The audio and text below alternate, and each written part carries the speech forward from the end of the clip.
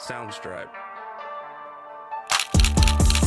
All right, so we're underneath this 993 Carrera. What we're doing is we just installed these FabSpeed pre-made headers. This car's getting an RWB conversion. This is a 997, 991. This one specifically is a 991 GT3 muffler, which works really good for a lot of these older 911s and for some of the Caymans for doing a center exit conversion.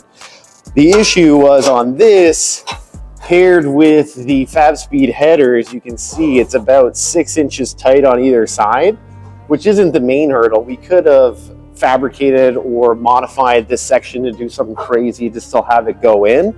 The issue was that they didn't want to use the center exit and have the bumper modified for it, which is the traditional way of using these GT3 mufflers. They wanted to do something really custom and have it come out these side outlets, which are the stock location for the tips to come out of, which are more classy, or I guess a more OEM style or kind of look. So what we did instead is we built a full custom setup, and we did an X-pipe crossover. It's using some long radius 90s because we actually did have quite a bit of space in this one to work with, which was nice. So tried to get all the bends as free flowing and as smooth as possible. And then what we did, because they don't want the volume to be too loud or too aggressive, in this pocket up here, added some vibrant ultra quiet resonators. There is a V band here, so this rear section can come on and off when you're working on the car, even when the guys are doing the actual body work, to get a lot of it out of the way. And then we actually designed a really cool stainless bracket that goes to the top and mounts to the body to hold that solid. And then it loops around, and I'm gonna do something, this tip here is just for mock-up. I'm gonna do something with a slip fit tip. So once they get the body all fit up, they can actually move the tip in and out. And personally, for me, on a bumper like this, I actually like to roll the tip in towards the center of the car. Because you can see up and down the slash, this is a pretty aggressive slash cut for a tip. But this slash cut, if it was rotated inwards like this, it would actually meet up really nicely with the contours of the bumper. So just a small little tweak that would look good, but putting the tip on a clamp at the back here will allow them to, get the exact look that they want once they're done the whole car, and then also get the tips positioned in and out how they like, because that's something that everyone's particular about in their own way. So everyone always wants it a little bit differently. So that's where we are right now. What I like to do is get the whole one side done. I've already measured this side to make sure that we can build this mirrored image on the other side. So we're trying to keep everything equal length so it flows evenly out of both tips.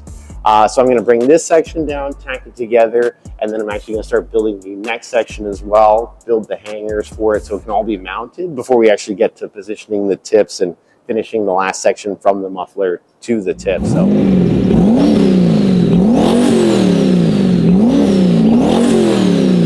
we are under my buddy J-Spec Performance Parts. If you guys are looking for stuff, we're under his twin turbo C5 Corvette. Right now, Eric's actually building the custom rear section for this. Last winter, we actually did the twin turbo package on it, some bigger turbos, new downpipes, new wastegates, intercooler piping. And we had already, before that, built the 3-inch mid-pipe section to go from his old turbo kit to his old Z06 titanium axle back, which is a really popular axle back that guys keep on these cars.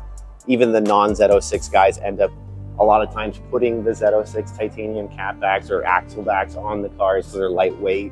What we wanted to do today, or not today, I guess this week with this car, is we made some adjustments to the mid-pipe, because with our downpipes that we made, we're actually, now that we're building the rear section, able to get the mid-pipe tucked up even further. So it's a full 3-inch dual system, and now we have it pretty much flush with the floor. That way we never have to worry about anything rubbing through.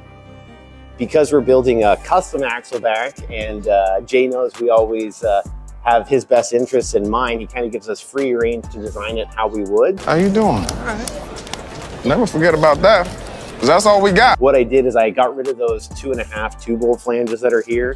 They usually use, some 3/8 or 10 millimeter hardware and a gasket. Always an issue on these because of where they sit. They always drip moisture and they leak over time. So we eliminated that and went with the male-female interlocking V-band flanges, which are kind of like the new go-to for any type of exhaust connection. Then it's full 3-inch up over the transmission section here in the back. He actually does have an upgraded differential or rear end in this, so it makes it a little bit tighter on either side and a little bit longer on the top versus a standard C5 or even a C6. Back here, we wanted to have it free-flowing, but at the same time, we didn't want it overly loud because Jay's neighborhood already knows that he drives through there. So we didn't want to make it too much louder where everyone on 3 neighborhoods over also knows he's driving home. So we did some Borla XR1 racing mufflers. I've used them for probably 10 years plus. They're a really good muffler with a good core. They can take the heat and the fuel and the abuse. So we have one of those in the back, and then it loops around into some quad tips. We did on this one also put, similar to some of the Porsche stuff we do, a band clamp on the rear tips. This way, if he wants to polish them every year and keep them super polished, he can, or if he wants to send them out and get it powder coated later on, or even have like a different set of tips for the track, whatever the case, he can slip them off really easily without having to take any of the other exhaust off. And if he ever gets a diffuser or anything in the back, you can actually adjust the angle up and down a little bit to get it to look properly.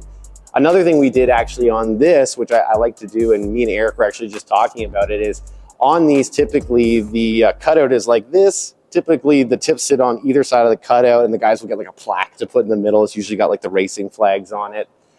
If you actually move the tips slightly closer together into the middle of the car, it gives you kind of more closer to the C7 look, but on the rear of the car, it actually looks much more fitting and it flows a lot better because you can get the tips up a little bit higher with a bigger tip. Like the factory tips are in like 2.5 by 3 little oval tips, whereas right now we have a 4-inch staggered tip on the car and it fits really well and it sits in the middle of the car nice. So Eric's in the process of setting up the tips and designing the last couple of hangers for the back, do a little bit of welding, and then this afternoon we'll be firing it up, and that way we can see what it sounds like, which should be pretty good. Some turbo spool and some pops, so it should sound great. Same sound, man. Sounds great.